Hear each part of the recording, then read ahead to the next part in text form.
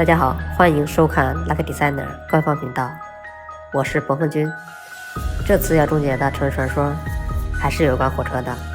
所谓的幽灵火车，其中最为知名的就是古格里幽灵火车。网上流传着众多的流言蜚语，比如这个，又比如那个，让我们通过梳理来还原这件事的真相吧。在俄罗斯流传着一个有关幽灵火车的传说，它能在隧道中凭空消失，之后在随机情况下出现，行踪缥缈，难以捉摸。如果有人坐上去后，那么你就再也无法从车上下来了。因为在火车消失时，据说车上载着乌克兰著名作家果戈里的头颅，所以又称为果戈里幽灵火车。果戈里曾被许多人称为俄罗斯的狄更斯，他于1852年去世。1931年，果戈里被迁葬到了莫斯科的达尼诺夫公墓，后来那里成了一座少年犯监狱。当他的遗体被发掘出来时，人们发现他的头颅已经不翼而飞了。后来几经波折，果戈里的一个亲戚，时任海军军官的亚诺斯基，找到头骨后回到驻防的意大利，他托给一位军官，让他带去俄罗斯。1933年，这位军官就带着果戈里头骨登上了火车，前往莫斯科。当火车经过乌克兰波特瓦，进入一个长长的隧道时，军官的弟弟拿出盛放果戈里头骨的箱子，想和朋友们开玩笑，想要趁摸黑将头骨放到桌子上吓一吓大家。结果却不知从哪里冒出了白色烟雾，将整个火车笼罩了起来。车上的人惊慌失措，当时车上有106人。他反应迅速，在这辆火车消失前及时跳下了火车，幸免于难。而后经过记者的报道，这段传奇事件才广为人知。地方当局事后对隧道进行了仔细的检查，但是并没有发现任何火车留下的线索。随后当即下令封锁了这段隧道。第二次世界大战期间，一颗炸弹击毁了这条隧道。虽然隧道消失了，但是幽灵火车的故事并没有结束。1991年9月25日，果戈里幽灵火车突然出现在乌克兰。时任乌克兰科学院的一位科学家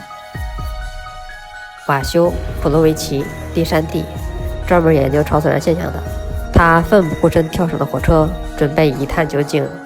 可惜这一去再也没有下来过。当时在车上有不少目击者，都见证了这段诡异而又悲剧的事件。此事发生后，更是让幽灵火车名声大噪。据报纸报道，在科学家事件失踪发生后，幽灵火车不止一次在这个岔道口出现，但是再也没有人敢跳上这列火车。到了2009年1月17日，一位乌克兰警察舒斯特沿着铁路巡逻，发现了之前报案丢失的赃车，于是开始了一场猫捉老鼠的游戏。赃车在慌不择路的情况下发生悲剧，竟然爆胎了，卡在了铁路上。偷车贼急忙下车逃跑。正在此时，一辆古老的蒸汽火车从对面而来，像是凭空出现的。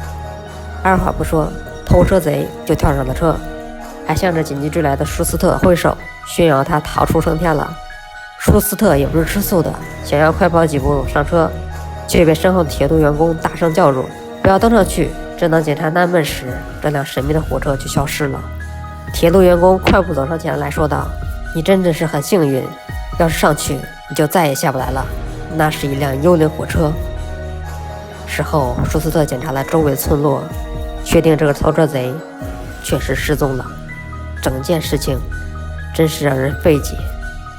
以上大致就是整个果戈里幽灵火车传说，但是这个传说是真的吗？真相只有一个，那就是国防军通过调查举证、搜索线索，发现又是一个唬人的都市传说。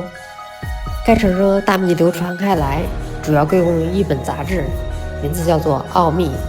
首次刊登在2005年5月，而在网上流传则是到2007年了。因为当时该杂志发行量大，知名度高，所以导致各个报纸媒体转载发挥。以讹传讹后，故事的神秘性、玄幻程度又增强了。我在知网的期刊搜索上键入搜索名称“幽灵火车”，可以看到它的作者叫做保罗·斯通希尔，后面的方铃声自然是翻译，不用理会。沿着原作者寻找，会发现有意思的一些事。其实更早的中文翻译是在1998年3月中学科技第214期上就有介绍，名字叫做《古格里头盖骨与幽灵列车》，只是没有流传开来而已。作者保罗·斯通希尔生于乌克兰的俄罗斯人，1972年移居美国，致力于苏联的 UFO 和 USO 的研究，在世界各国杂志上都有刊登他的研究相关文章，发表过不少著作，在亚马逊上能搜索到不少他的著作，并且关于这个都市传说，他还在 YouTube 上亲自演讲，宣读了这个故事。在视频中，他亲口说道，他的创作来源是根据尼古拉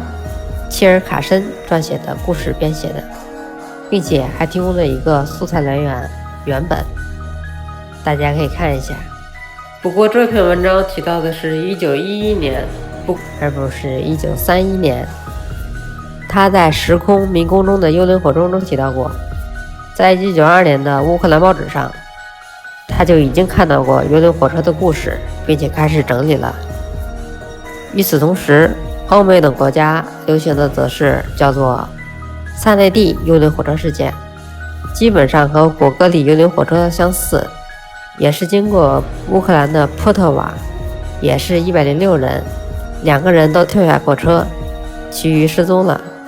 只是没有了果戈里头盖骨这个要素。而这个故事已经被揭穿的是虚假事件，不得不怀疑是不是根据这件事改编的。到这里，想必大家对果戈里幽灵火车事件已经有判断了。虽然故事很完美，但是还是很多硬伤。其中一个情节提到一名科学家，名字叫做瓦修·普罗维奇·利山蒂，咱们只需要看看他到底结局是不是失踪了就行了。在搜索引擎上键入他的名称，你会发现根本就没有这个人嘛。要知道，堂堂一个国家的首席科学家莫名其妙的失踪，这么大的事儿，网上一点消息都没有，可能吗？可见这个传说多么的不靠谱。其实可以发现，所谓果戈里幽灵火车故事延展性很大，可以无限扩展。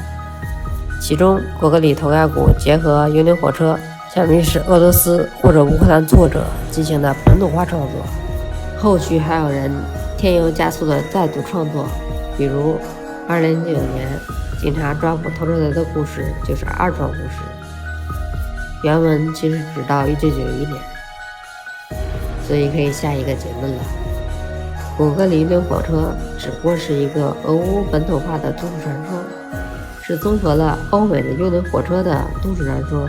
与乌克兰的果戈里头骨失踪之谜而创造出的故事，都会追溯到俄罗斯作家尼古拉·切尔卡申所整理的文章中。好嘞，本期节目就到这里，我们下期再见。喜欢的朋友别忘记点击订阅和小铃铛哦。